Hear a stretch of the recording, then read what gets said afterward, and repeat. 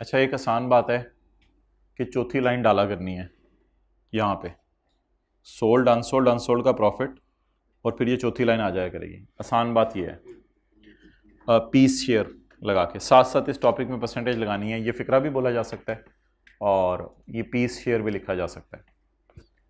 अब इसकी अगर आपने लॉजिक सोचनी है तो वो सुन लें कि 40% क्यों लगाया है, कर लेते हैं डिस्कस, याद रहेगी ठीक है, नहीं भी रही कोई मसला नहीं। असल में ए ने जो स्टॉक बेचा है ना पी को,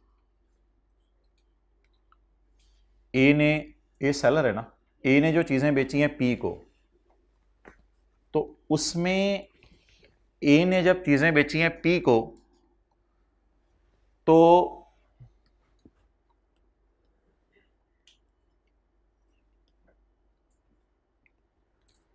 ए को 40% ओन कर रहा है पी, रॉयल फैन को, और 60% पता नहीं कौन ओन कर रहा हो।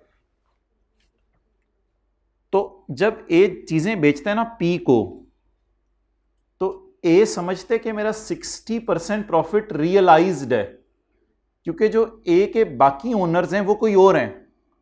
तो रॉयल फैन फिर ऐसे सोचती है कि इसने मेरे में तो 40% खरीदा हुआ सिर्फ, ए पूरा एक कंपनी है ना, ए में इसने 40% खरीदा हुआ है, किसी और ने ए में, फर्ज कर लें वो नवाज शरीफ है, नवाज शरीफ के पास रॉयल फैन के 60% शेयर हैं और हमारे पास। अब नवाज शरीफ अगर हमें बेच दे चीजें तो इट इज नॉट आपस की ट्रांजैक्शन, प्रोबेबली नवाज शरीफ भी तो बेच रहे हैं ना हम एक तरह की चीजें, और अगर मैं अपने आप को ही चीजें बेचूं, ये तो पी का ही हिस्सा है 40%, तो अपने आप को बेचूं वो फिर शायद अनरियलाइज टाइप चीज है। तो ये कितने लोगों को जरा बात समझ आ गई, हाथ खड़ा कर दें। आई रिपीट, वो बात सादा सी है। What is A is a company, A is a company, एक रॉयल फैन है, रॉयल फैन जेन मिला है, A is a royal fan, royal fan के कितने शेयर मैंने खरीदे हुए हैं, तो फिर 60% किसी और ने खरीदे होंगे, हमें उससे कंसर्न नहीं वो बंदा कौन है, मे भी वो नवाज शरीफ हो। अब नवाज शरीफ ने और मैंने मिलके मुझे चीजें बेची, समझ रहे हैं मैंने क्यों बोला इधर मैंने, क्योंकि 40% तो ये मेरी है। नवाज शरीफ ने और मैंने मुझे चीजें बेची, अब नवाज शरीफ ने मुझे चीजें बेची इससे मसला नहीं है मुझे, मैंने जो मुझे बेची उससे मसला है। तो शायद ये वजह है, बट लिमिट यार, इन चक्करों में आप पढ़े ही ना, साथ साथ क्या लगाते रहना है, परसेंटेज। हाँ बोलो। नहीं नहीं नहीं नहीं, वो तो नवाज शरीफ तो हमारे ग्रुप में है ही नहीं शामिल, मैं सब्सिडरी करता था ना इधर, तो नवाज शरीफ हमारे ग्रुप का पार्ट ही नहीं है, वो तो बिल्कुल एक थर्ड पार्टी है। क्या चीज? नहीं, वहां इस तरह नहीं देखना होता, उसके रूल्स अलग हैं, आप बिल्कुल सही, लेकिन वहां इस तरह देखना नहीं होता। ओके, आगे चलें जी। Working number 9, so just keep the thing simple. Working number 9 किसने बेचा जी, पी ने, किसको, ए को। अब वही सारी वर्किंग करते हैं, 4 लाइनें डालें जल्दी जल्दी, 4 लाइनें डालें, किससे किसकी तरफ, P to A, sold unsold, unsold का प्रॉफिट,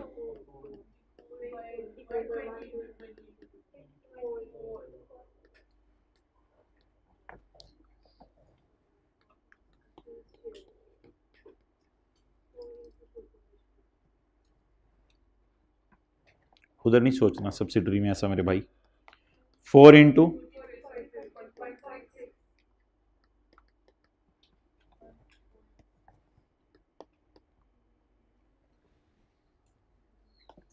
चलें जी। अब हमने अगला काम करना है, एंट्री बनानी है। एक बात याद रखिएगा, इस टॉपिक में साथ साथ परसेंटेजेस लगाते रहना। एंट्री बनवाएं। सेलर कौन है,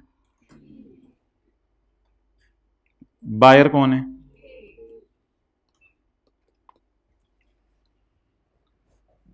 हाँ जी भाई, किसने बेचा, पी ने, किसने प्रॉफिट बुक किया पी ने। पीआरई कहां पड़ी है जरा देख लें, पीआरई कहां पड़ी है, वो भी लकीली आज हमने पीआरई को आवाज मारी, पीआरई, उन्होंने कहा सीआरई के कमरे में आ जाओ। अच्छा सॉरी, वो पिछली एडजस्टमेंट तो पोस्ट कर दें, पिछली एडजस्टमेंट को पोस्ट कर दें। CRE debit stock credit 0.8,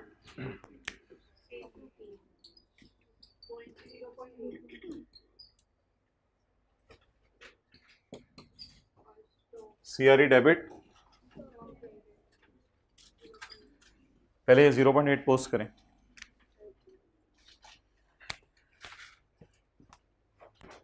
CRE debit stock credit,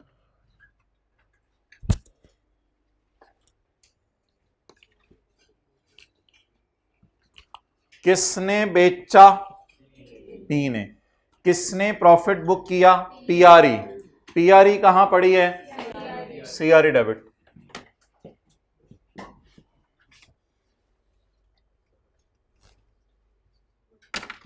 किस भाईजान क्रेडिट पोस्ट होने दो फिर जाओ, भाईजान थोड़ी मेहरबानी क्रेडिट पोस्ट होने दो, आगे आ जाए। अच्छा किसने खरीदा ए ने, किसके स्टॉक में पड़ा हुआ है,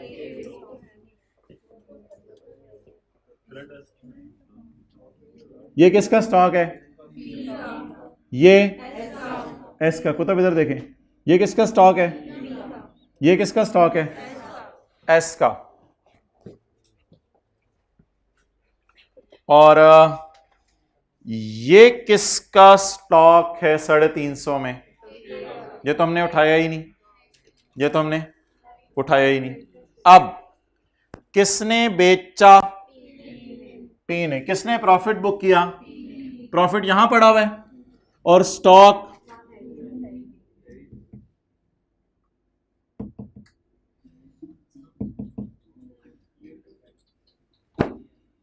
तो आ जाके ना हम जोर इन्वेस्टमेंट्स पे फिर निकाला करेंगे, जो भी इस तरह की एडजस्टमेंट होगी ना उसका जोर कहां निकलेगा, इन्वेस्टमेंट पे, इन्वेस्टमेंट को क्रेडिट कर दिया करेंगे।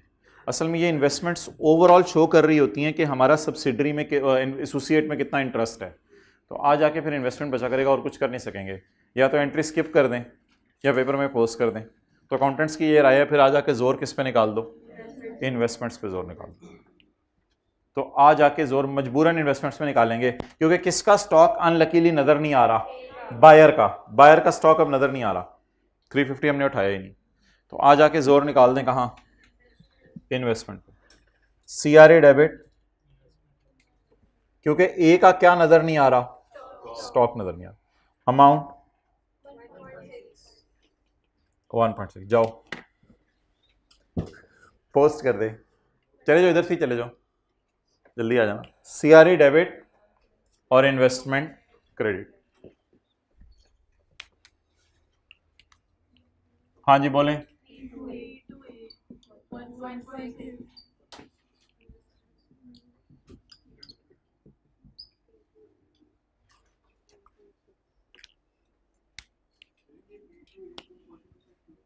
%40 क्यों किया बता देता हूं।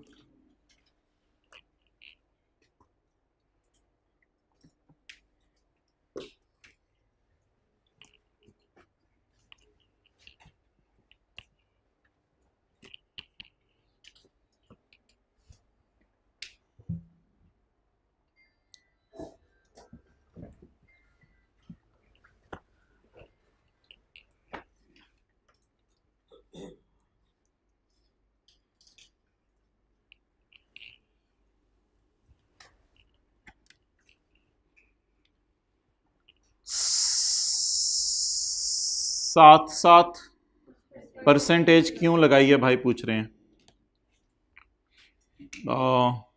मुझे तो ऐसे फील हो रहा है कि ये पी ने एसोसिएट को चीज़ें बेची हैं,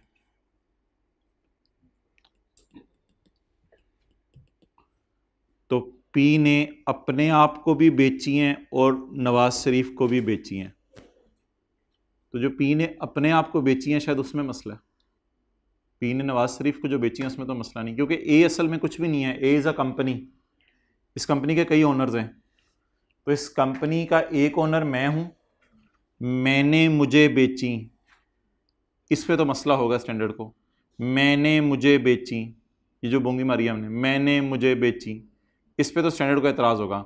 मैंने नवाज शरीफ को बेची, ये कैंसिल करने की ज़रूरत नहीं, सिर्फ कैंसिल कितना करना है 40%। बट मैं कह रहा हूँ इन चक्रों में ना जाएं, सिर्फ आप ये याद रखें कि चौथी लाइन एक डालनी है जिसका नाम क्या होगा, पीस शेयर। इसी तरह फिक्स्ड एसेट में सारी स्टोरी है, इसी तरह फिक्स्ड एसेट की स्टोरी है, जैसे स्टॉक की स्टोरी है। अगली एडजस्टमेंट की फिक्स्ड एसेट की है, लेकिन वो थोड़ा सा मैंने इस तरह रखी है आपके सामने कि आपको गेन निकालने में थोड़ा सा टफ टाइम मिले। बाकी इंशाल्लाह डिस्कशन वही है, चौथी लाइन डाल के सारा करेंगे। तो गेन को बंदा ज़रा निकाले, अगर समझ आता है gross gain,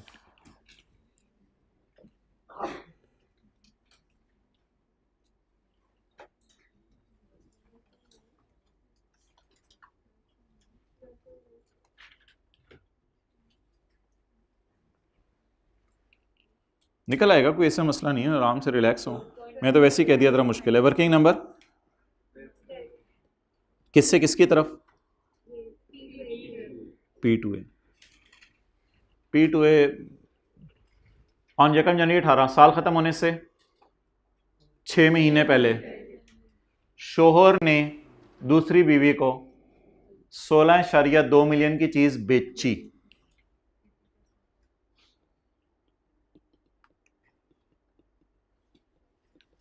done. At a profit of 80% on what, नहीं इसमें ना ऑन सेल प्राइस ना बोलें, ऑन कॉस्ट बोलें। लेकिन कॉस्ट का लफ्ज़ भी सही नहीं है, फिक्स्ड एसेट में ना कॉस्ट नहीं होती, फिक्स्ड एसेट्स में बुक वैल्यू असल में चल रही होती है। तो अब सवाल अगर साइलेंट होगा ना तो आप इसे मार्कअप टाइप एज्यूम किया करेंगे, 80% ऑफ बुक वैल्यू। कॉस्ट ना लिखिएगा, कॉस्ट तो अजीब सी चीज़ हो जाएगी, फिक्स्ड एसेट में कॉस्ट नहीं होती।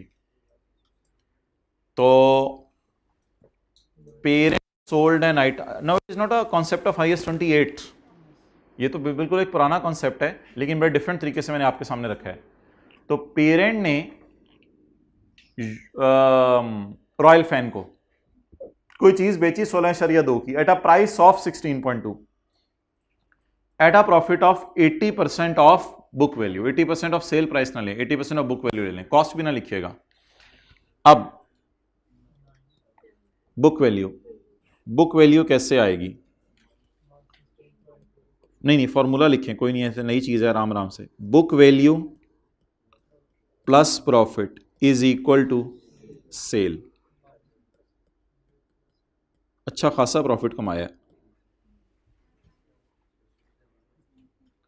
आप बताएं किसको, अब मुझे प्रॉफिट नहीं चाहिए, मैंने कोई प्रॉफिट नहीं कैंसिल करना अभी, अभी मैं टी अकाउंट बना रहा हूं। प्रॉफिट अगर आप प्रॉफिट डायरेक्ट निकालना है प्रॉफिट भी निकाल सकते हैं, वो डिस्पोजल अकाउंट में मुझे चाहिए प्रॉफिट होता है, प्रॉफिट डायरेक्ट निकालना है निकाल लें, कोई मसला नहीं, मुझे बुक वैल्यू निकलवा दें। 16.2 अगर सेल प्राइस है तो बताओ बुक वैल्यू कितनी है, 9। वैसे मुझे बुक वैल्यू चाहिए नहीं थी, डायरेक्ट प्रॉफिट भी आ सकता है, मुझे तो ग्रॉस गेन चाहिए जी।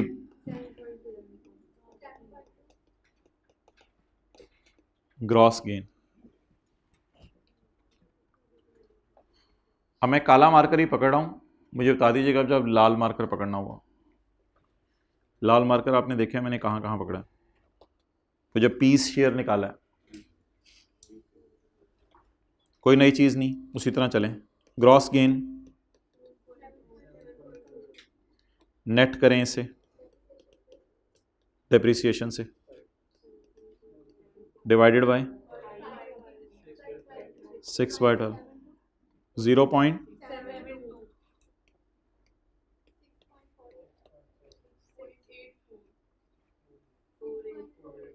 भाई मैंने वो आगे फिगर लिखी नहीं, पॉइंट के बाद एक डिजिट आएगा 6.5।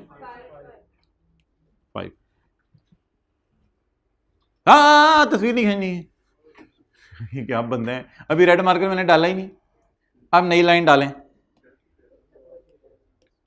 पीस साथ साथ परसेंटेज लगाएं। ये साथ वाले के कान में ना, दाएं वाला कान इधर करके बोले, फिर बाएं वाला कान उसका मुंह जरा पकड़े, दाएं वाले कान में 7% लगानी है IAS 28 में। अब बाएं वाले कान में बोले 7%। अब दूसरा कान पकड़ो, मुंह मड़ोड़ के, यार छा गए हैं, ऐसे बात मानते हैं, दिल खुश हो जाता है। पीस हेयर 7% लगाते रहें, 7 छुरियां चलाते रहें। 6.5 इंटू 2.6,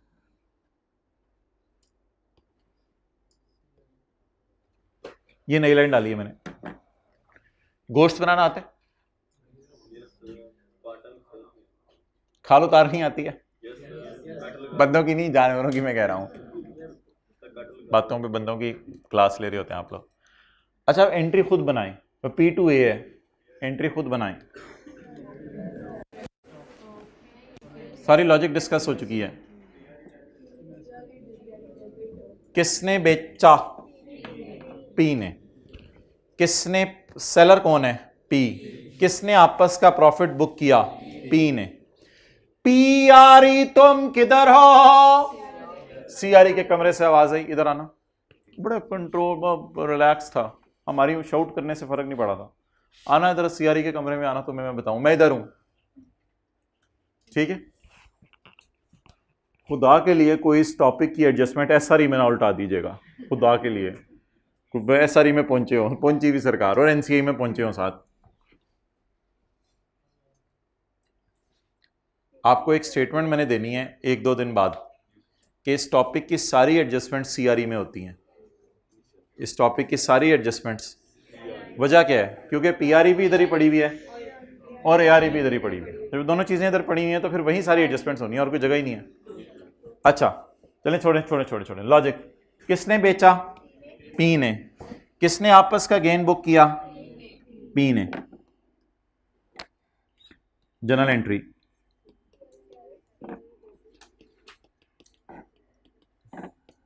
अच्छा, अब जरा अगली बात मजे की है, ताकि पिछली वाली लॉजिक आपको समझ आई या नहीं। किसने खरीदा? A ने। अच्छा, किसने बेचा? P का प्रॉफिट ये है, किस बेचा? P ने, और खरीदा?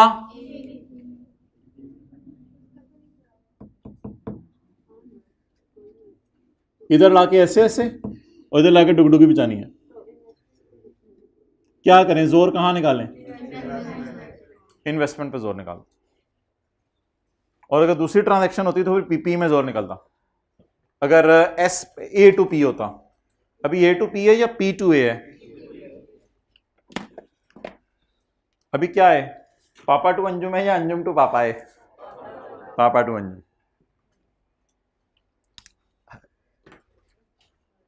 अच्छा करें जी, एडजस्टमेंट पोस्ट करवाएं और डबल एंट्री करके।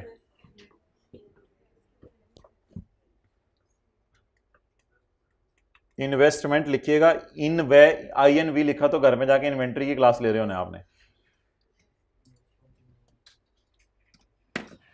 नई लाइन बता दें कौन सी ऐड हुई है? सिर्फ 7% लगाते रहना, 7 छुरी पकड़ के ना चर्बी उतारते रहना। Okay, date is working 10। चलें जी,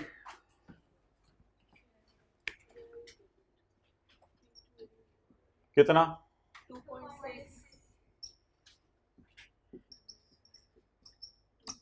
ये दो P2A क्या आ रहे हैं? हाँ, पेपर में हम लिख देंगे, यहां स्टॉक और यहां PP।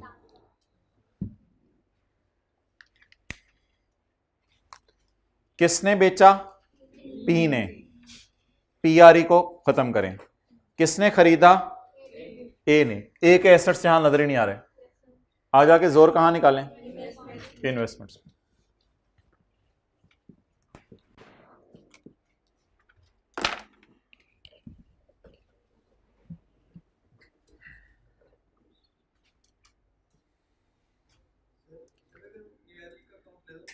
अब ना करें ना, बस इसी तरह चलें।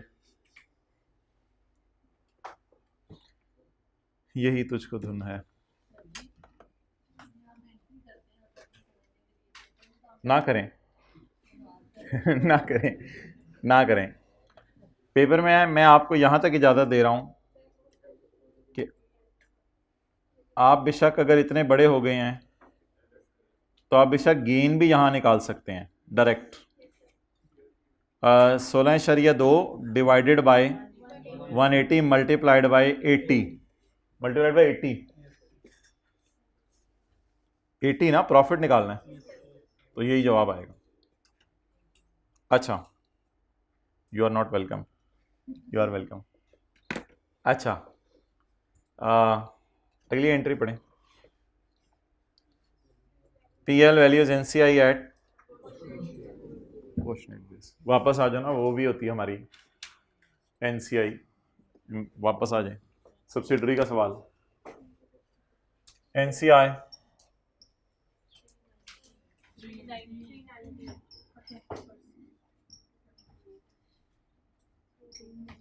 आज तुम लोग मुझे भूल गए, तुम लोगों ने मेरा अकाउंट भी नहीं खोला।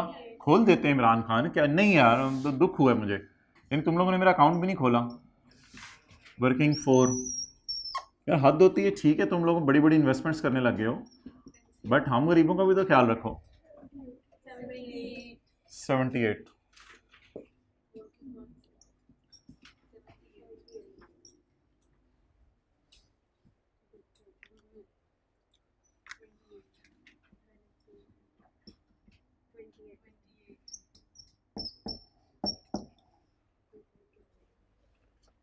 डेबिट,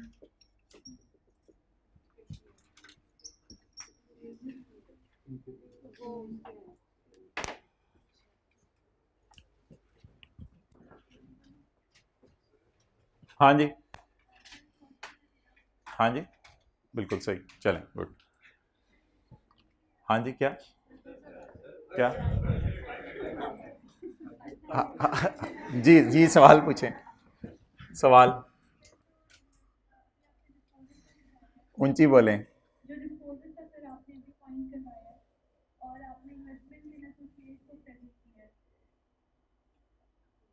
सवाल पूछे ना।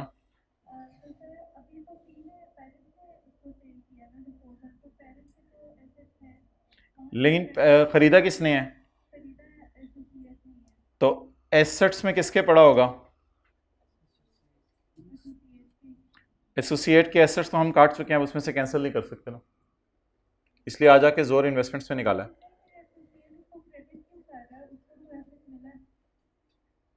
एसोसिएट इसलिए कि आपस का गेन रिकॉर्ड हो गया और महंगा रिकॉर्ड हो गया ना एसेट।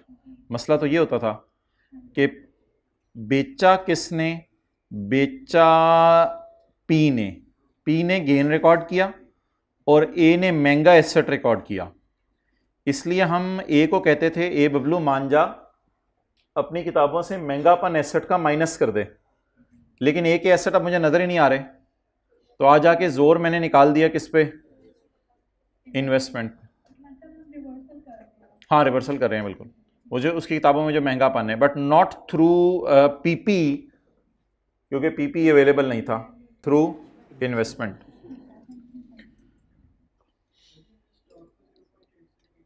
क्या? हाँ, स्टॉक को 0.8 से क्यों कम किया था? वर्किंग 8 पे वापस आ जाएं। वर्किंग 8 में पूछ रहे हैं स्टॉक को क्यों कम किया था 0.8 से। बेचा किसने? ए ने। ARE तो डेबिट कर नहीं सकते, इसलिए CRE डेबिट कर दी। खरीदा किसने? पी ने। पी का स्टॉक तो शायद मुझे नजर आ रहा है, ये पी का स्टॉक है।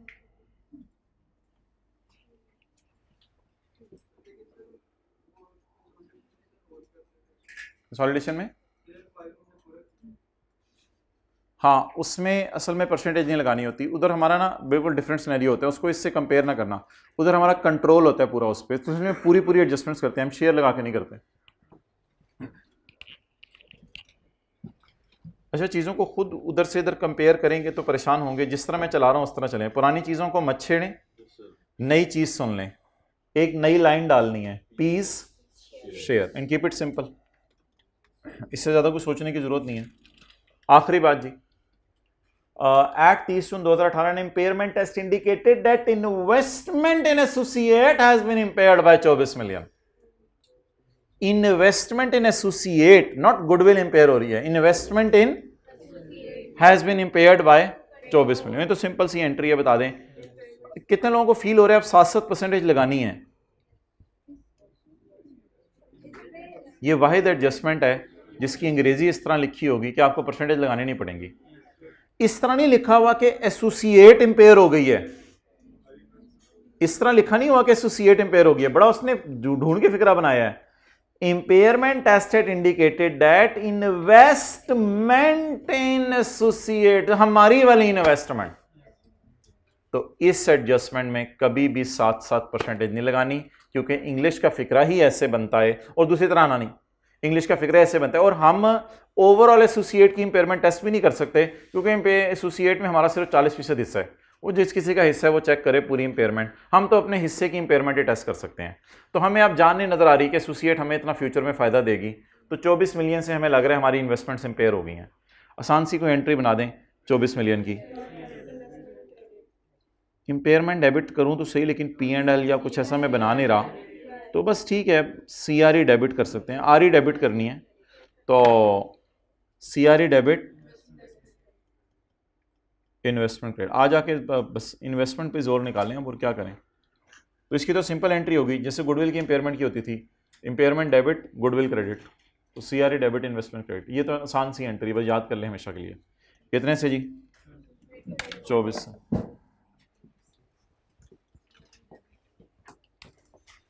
Impairment of investment 24, CRE debit और इन्वेस्टमेंट क्रेडिट।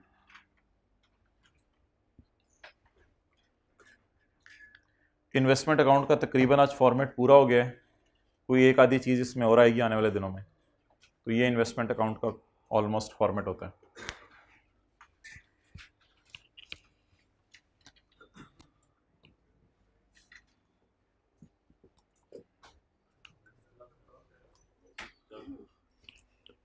हाँ जी जी, हाँ जी क्या जी, अब एक मिनट।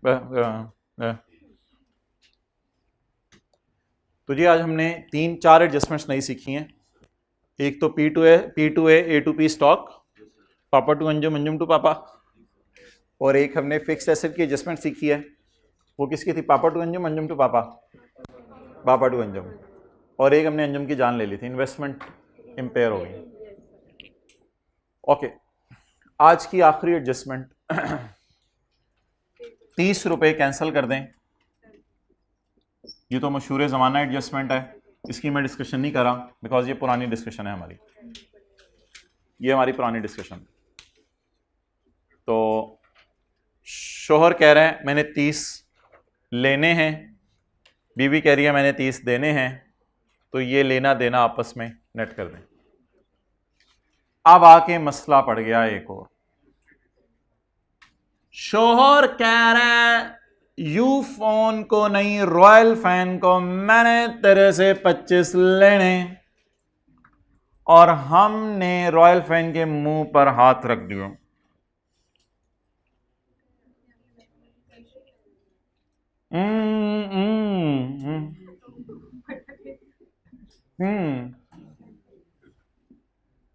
बोले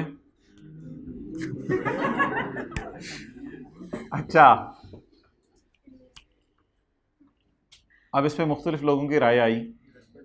कुछ लोगों ने यह कहा कि इसका जोर इन्वेस्टमेंट्स पे निकाल दें, लेकिन इस बारे में स्टैंडर्ड ने ज़रा डिफरेंट राय ली है। कई आर्गुमेंट, स्टैंडर्ड ने कहा कोई मसला नहीं, इनको कैंसिल ना किया करो।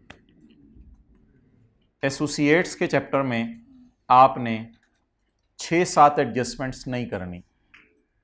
कौन सी एडजस्टमेंट्स? आपस के डेटर क्रेडिटर कैंसिल नहीं करने। अभी एक सफ़ा है, मैं दिखाता हूँ, हैंड रिटन। एसोसिएट के चैप्टर में आपने चंद एडजस्टमेंट्स करनी नहीं। आपस के डेटर क्रेडिटर, आपस का लोन रिसीवेबल पेएबल, आपस का इंटरेस्ट रिसीवेबल पेएबल, आपस का मैनेजमेंट रिसीवेबल पेएबल, आपस का डिविडेंड रिसीवेबल पेएबल, और आपस का कोई फिक्स्ड एसेट बेचें एक दूसरे को तो उसका रिसीवेबल पेएबल, गेन नहीं। तो वो जो सारी एडजस्टमेंट्स आपस में होती थी बैलेंस शीट के फेस पे रिसीवेबल पेएबल की, वो भी निकल गई। तो फिर इन ट्रांजिट वाली स्टोरी भी अल्लाह का शुक्र है इस टॉपिक से निकल गई। तो IS-28 का पॉइंट ऑफ व्यू ये है कि ये जो 25 मिलियन है आपने लेने हैं रॉयल फैन से। कहते हैं अब ये ना सोचो कि इसमें 25 थोड़े से अपने से लेने हैं और थोड़े से नवाज शरीफ से लेने हैं, अब बस जाने दो यार, छोड़ो परे। तो यहां पे आके IS-28 ने एक राय ली कि छोड़ो परे, बट डेटर क्रेडिटर को कैंसिल नहीं करना, there is no concept of cancellation, छोड़ो परे। इसमें कैंसिलेशन इस टॉपिक में फारग कर दो, ये नहीं कि जोर इन्वेस्टमेंट्स पे जाके निकाल दें। हाँ, गेन लॉसेज हों, वो जो P to P, वो गेन लॉसेज जाके इन्वेस्टमेंट पे जोर निकालें, लेकिन इसका जोर आपने कहीं जाके नहीं निकालना।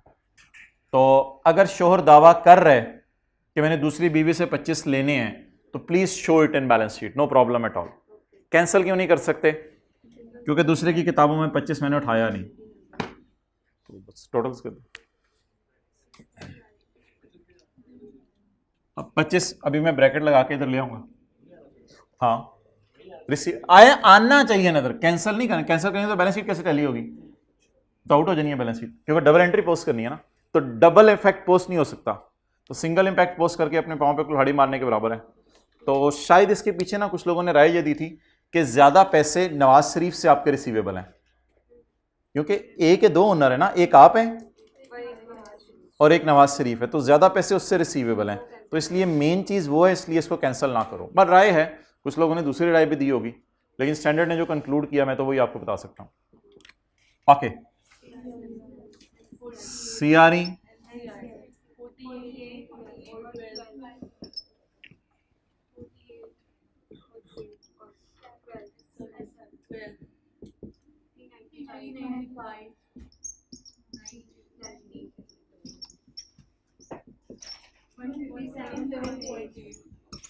नोट करें आप।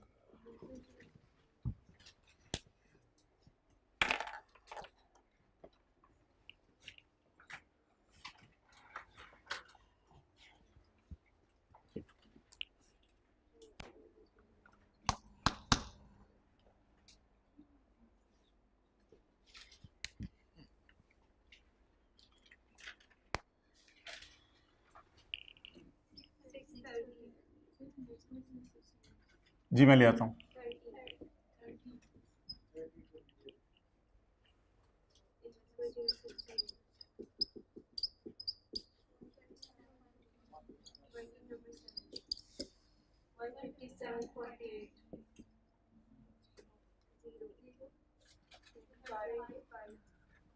शो आपस का रिसीवेबल, डो नॉट कैंसल आपस का रिसीवेबल, शो।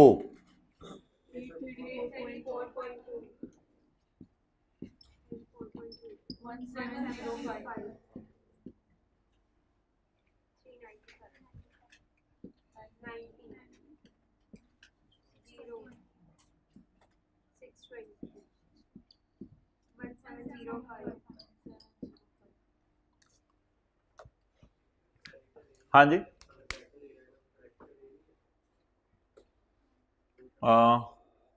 पी कह रहा है मैंने तुमसे 25 लेने हैं, तो ए ने अपने क्रेडिटर में शो किया होगा क्रेडिटर पी के नाम से, लेकिन अब वो किधर है जो मैं कैंसिल करूं?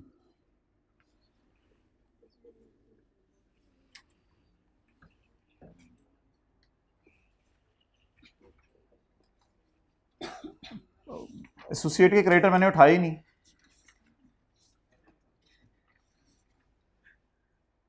शायद मैं इतना बड़ा बोझ उठा नहीं सकता अपने कंधों पे। एसोसिएट के क्रेडिटर मैंने उठाए नहीं, एसोसिएट के शायद सारे एसेट्स लायबिलिटीज नहीं उठाते मेरे ख्याल से, उसकी इक्विटी पे नजर रखते हैं। अब ज़बरदस्ती कैंसिल करवाना है तो वो आप करवा लें क्लास के बता के, लेकिन अब मैं तो कैंसिल नहीं कर रहा, एटलीस्ट सबके सामने मैं ऐसी कोई चीज़ करूं, कैंसिल करूं, शर्म सी आवे। कैंसिल कैसे कर सकते हैं जो है ही नहीं। अब जो नई चीज़ होती है ना उसे बस समझ जाया करें, समझ जाया करें, बस ये करना है, ये नहीं कि बार बार जोर डाल के नहीं ये करवाएं, इसको ऐसे करें। हैंड रिटन पेज नंबर 1 निकालें।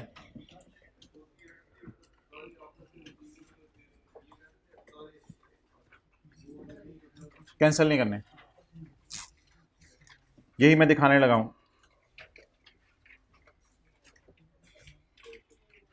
Hand written page number 2, ABCDEFGHIJK LMNO PQ नोट करें। जी कल तक नोट कर लें भाईजान, फिर हम आगे चलते हैं।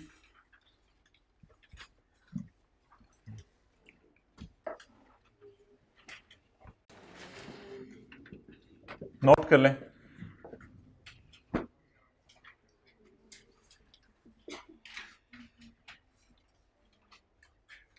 वो जो आपके दिमाग के अंदर है ना मेन वाले प्रोसेसर, उनको ऑन कर लें ताकि रिवीजन हो जाए। बैलेंस शीट के सवाल आज हमारे खत्म हो गए हैं। कल P&L का सवाल करेंगे, परसों फिर P&L बैलेंस शीट का मिक्स सवाल करके फिर कोई नया टॉपिक शुरू करेंगे। हाँ, इसमें और क्या चार डालना है इस टॉपिक में। ओके, स्टेप 1 बताएं जी। Step 1, we will not consolidate assets and liabilities of, आगे लिख लें line by line. Line by line जमा नहीं करना, लाइन बाय लाइन जमा नहीं करना। पहली लाइन काट दें बेशक, पहली लाइन ऐसी।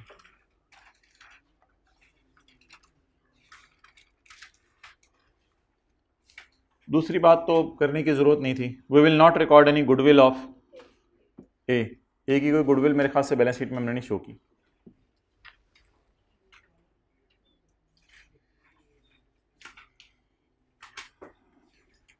Intercompany balances between P and A, such as debtor, creditor, loan, interest receivable, interest payable, dividend receivable, dividend payable, management fee receivable, management fee payable, fixed asset receivable, fixed asset payable, जितने intercompany balances हैं will not be cancelled, means will be kept। नजर आते रहेंगे, खैर है, नजर आने दें। Will not be cancelled.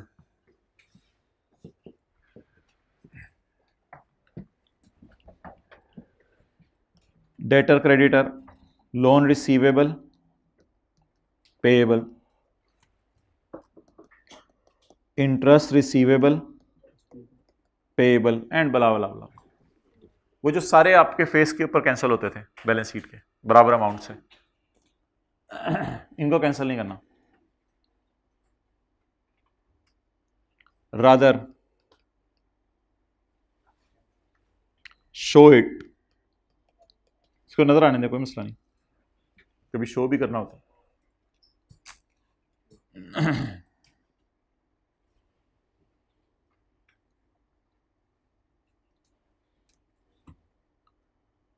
Post profits, post profits, investment debit, CRE, credit. Post profits, ये वो जो बेसिक एडजस्टमेंट थी। Post profits, investment debit, CRE, 56 rupees लिखना, लिखने में शक जैसे, तो इन्वेस्टमेंट डेबिट, सीआरई।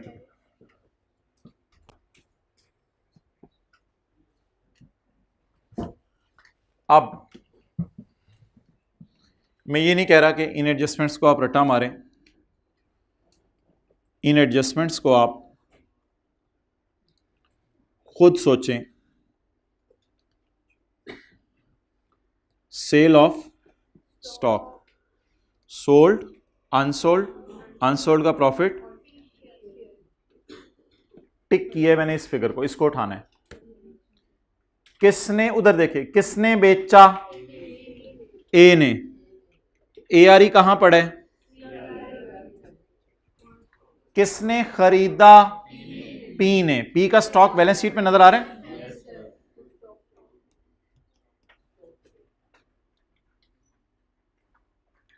किसने बेचा?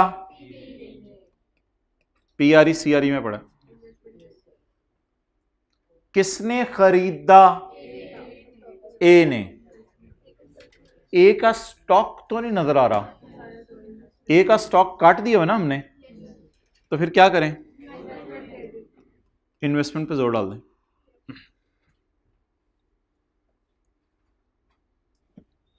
Gain less depreciation, net gain, piece share of above. ये किसकी डिस्पोजल है? फिक्स्ड एसेट की। ये किसकी डिस्पोजल है? किसने बेचा पहले में? ए ने, ए कहां पड़ा हुआ है, किसने खरीदा, किसके पीपी में पड़ा हुआ है, पी के।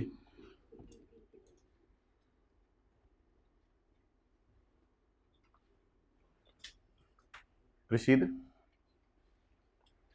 किसने बेचा, पीआरई। किसने खरीदा, किसके पीपी में पड़ा हुआ है, ए के पीपी में पड़ा हुआ है। ए का पीपी तो नजर ही नहीं आ रहा हमें, जोर लगाएं, इन्वेस्टमेंट पे डाल दो। और आखिरी डिविडेंड की तो इंशाल्लाह कल करेंगे। आखिरी एडजस्टमेंट जी, इंपेयरमेंट ऑफ इन्वेस्टमेंट।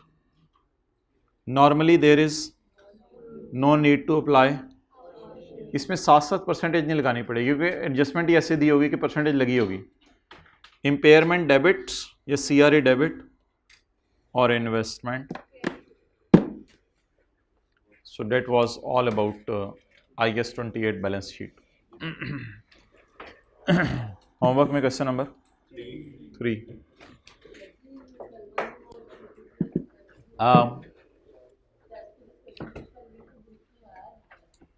अच्छा, लिंक ग्रुप में नहीं आया था, ठीक है। इंशाल्लाह मैं कोशिश करूंगा कि आप YouTube पे खुद ढूंढने की आदत डालो चीज़ें, आइंदा भी ग्रुप में लिंक नहीं भेजूंगा। एक मिनट।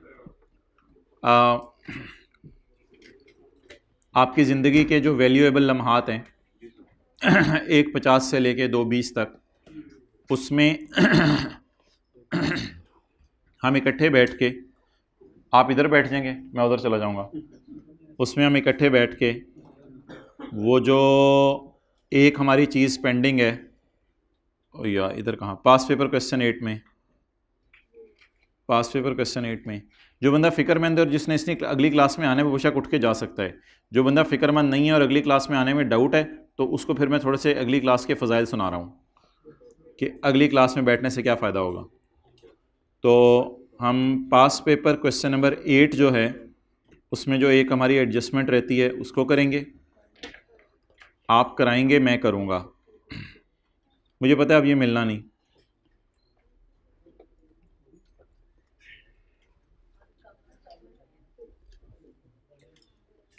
पास्ट पेपर क्वेश्चन 8 की हमारी एडजस्टमेंट नंबर 5 रहती है, उसमें एक फड्डा है। और उसके बाद पास्ट पेपर क्वेश्चन 2 ऐसे ही मैं आपके सामने खोलूँगा और उसमें मैं आपसे गुड्स इन ट्रांजिट की एंट्री पूछूंगा पास्ट पेपर क्वेश्चन 3 में, वो ज़रा मुझे करके दिखा दें। बाकी तो बस छुट्टी तेरी मेरी कुट्टी 2:20 पर। अस्सलाम वालेकुम। हाँ, कौन सा लेक्चर? जाएं, अल्लाह हाफिज़। हाँ, वो तो होगा यूट्यूब पे अपलोड, फ़ौरन करवा दीजिएगा कि मैं जिम्मेदारी नहीं लेता। पहला लेक्चर प्रोसेस होता है, अपलोड होता है, फिर दूसरा लेक्चर अभी। हाँ जी, बंद कर दें यार, बंद कर दें, जाने सबने जाने।